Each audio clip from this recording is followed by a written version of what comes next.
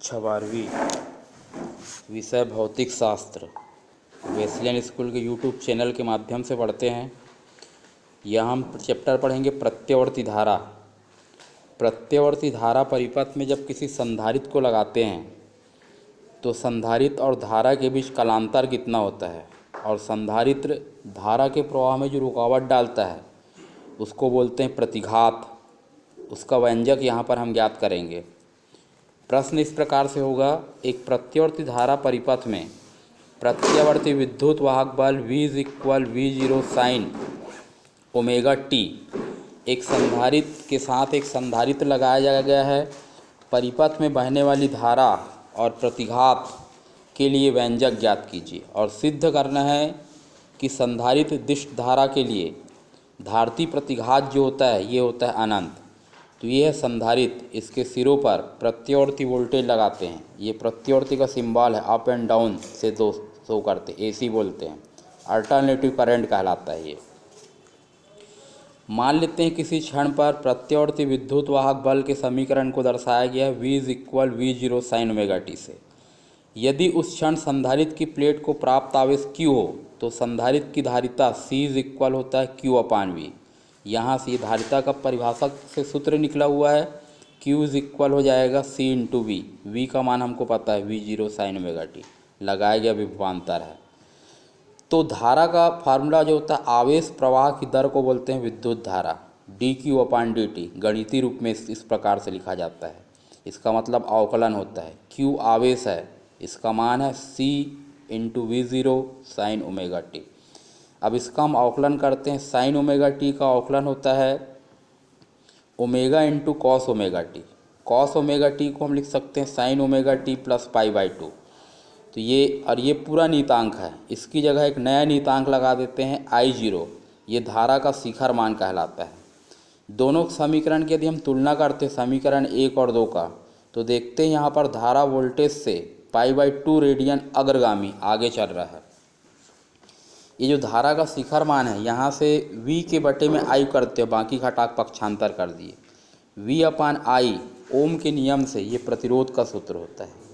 लेकिन यहाँ पर धारा प्रवाह में रुकावट संधारित्र डाल रहा है तो इसको प्रतिरोध नहीं बोलते, इसको बोलते हैं प्रतिघात।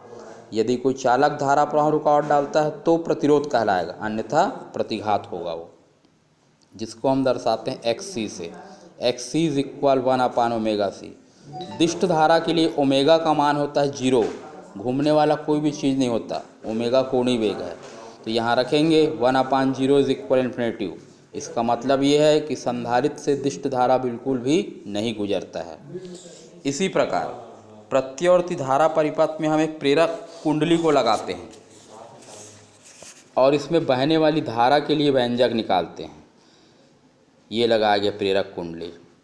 प्रेरक कुंडली जब लगाते हैं तो किरचॉफ के द्वितीय नियम से V-L di/dt = Ri। परिपथ का प्रतिरोध शून्य है क्योंकि कुंडली लगा हुआ था। R = 0, ये बचेगा। V का मान निकाल लिए, पक्षांतर कर दिए, V/L। di dt को इधर पक्षांतर कर दिए। V का मान है V0 sine omega T into T. समाकलन करते हैं दोनों पक्षों का। di का समाकलन हो जाएगा I, साइन ओमेगा टी का समाकलन माइनस कॉस ओमेगा t/ओमेगा। माइनस को बाहर कर दिए। ये पूरा नियतांक है। इसकी जगह एक नया नियतांक लगाएंगे I0, और कॉस ओमेगा टी को लिखते हैं साइन ओमेगा टी माइनस π/2। ये माइनस चिन्ह के साथ है। दोनों समीकरण से पता चलता है कि धारा वोल्टेज से π/2 रेडियन पश्चगामी, माइनस चिन्ह लगा हुआ है, इससे पता चलता है। I0 जो है ये शिखर मान है। तुलना कर देते हैं। V0/I0 = ω/L। इसको बोलते हैं, ओम के नियम से तुलना करोगे तो ये कहलाता है परिपथ का प्रतिघात।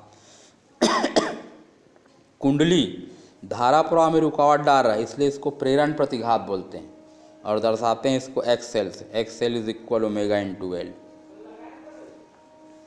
जहाँ न्यू धारा की आवृत्ति है। प्रवृत्ति गलत छपा हुआ है, आवृत्ति होगा। दिष्ट धारा के लिए न्यू = 0, तो XL का मान भी 0।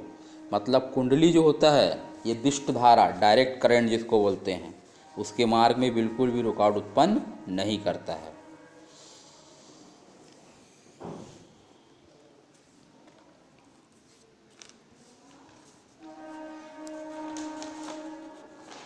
एक और देखो LCR परिपथ, इसमें तीनों जुड़ा रहता है, कुंडली प्लस संधारित्र प्लस प्रतिरोध।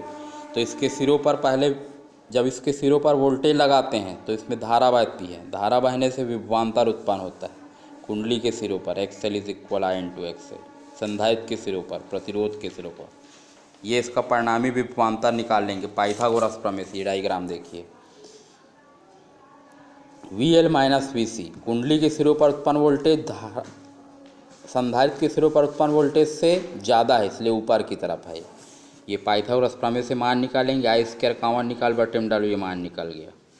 ओम के नियम से तुलना करते हैं तो V/I होता है Z, ये कहलाता है परिपथ की प्रतिबाधा, क्योंकि तीन चीज़ यहाँ पर धारा के प्रवाह में रुकावट डाल रहे हैं। कलांतर हम निकाल सकते हैं tan phi के सूत्र से, लंब बटे आधार, मान रख दिए, इसका सॉल्व किए, ये निकल गया कलांतर।